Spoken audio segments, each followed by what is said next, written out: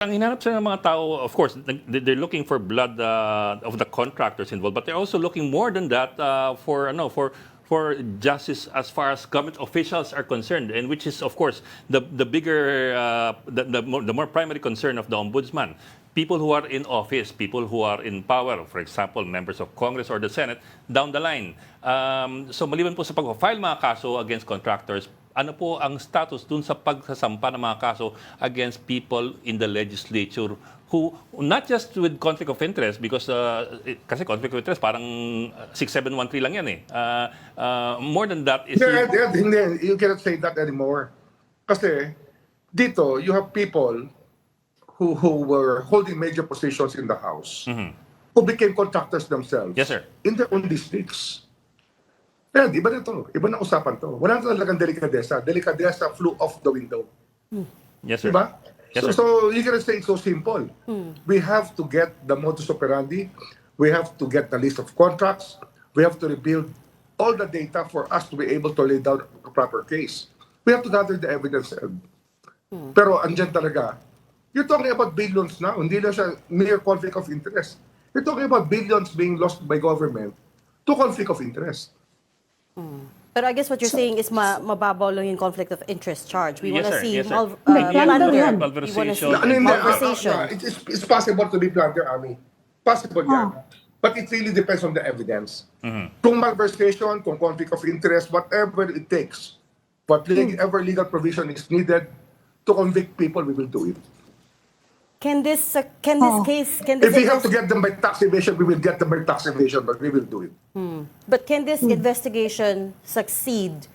Meaning, may mapaprosecute, may makukulong, without the testimony, without the cooperation of the Discayas, who seem to be at the center of it all. Kasi sila yung... We can do it without them, and we can bring them to court very soon on our own accord, without their testimony. And just looking at the AMLA records, pwede na namin sila i-demanda. Okay. Sir, you're talking about the legislators, sir, or the Discayas? Who are you talking about bringing them to court immediately? Yan, the Discayas. Kasi nga, tinatanong nyo kung kayang i-charge pag di sila cooperate. Kaya.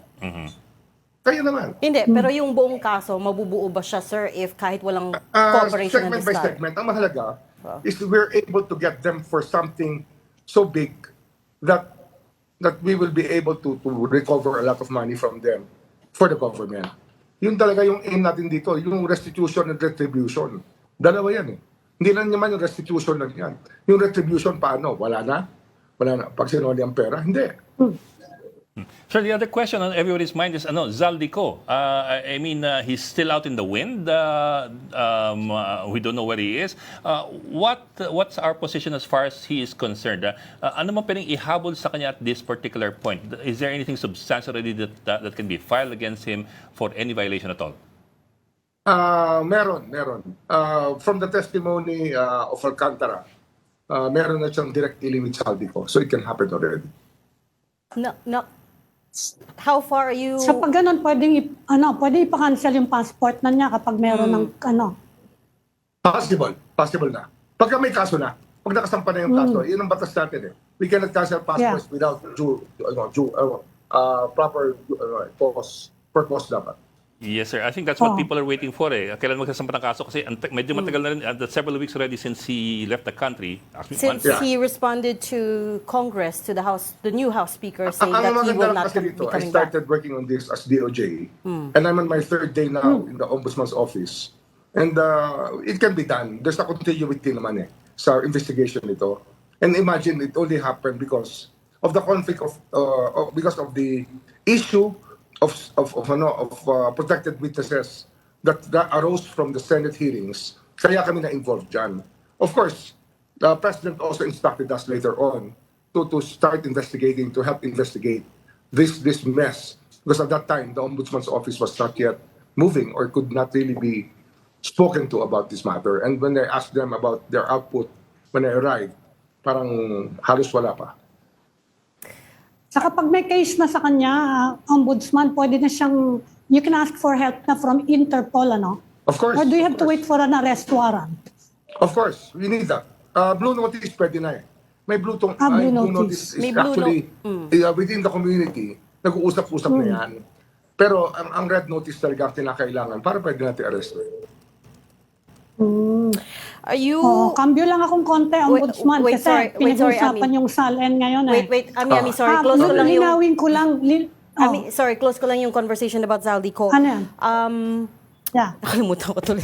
But I was gonna ask, Ako, are you at okay lang liberty, sir, are you at liberty to tell us ano po yung kaso that you're looking at against former Congressman Co?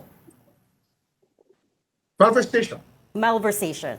Plain Okay. and simple, yeah. Based solely on Engineer Alcantara's testimony? Or you have other evidence? So far. That's why we have to strengthen it more. Mahirap mag-file ng kasong mahina. Yun ang nagiging problema lagi sa prosecution ng cases sa ating bansa. Dati, sa probable cause, we end up with a lot of weak cases. We really have to raise the bar of evidence and really work better with the evidence that has to be laid out in court so that you can have a continuous trial and rest your case. Yun naman ang pinakamahalaga na dapat mangyari ngayon. Na meron naman provisions ng law that allow it, meron tayong rules of court that allow it, we have the Supreme Court issuances that allow continuous trial, but the government hardly went to that recourse because the evidence gathering was not very thorough at that time.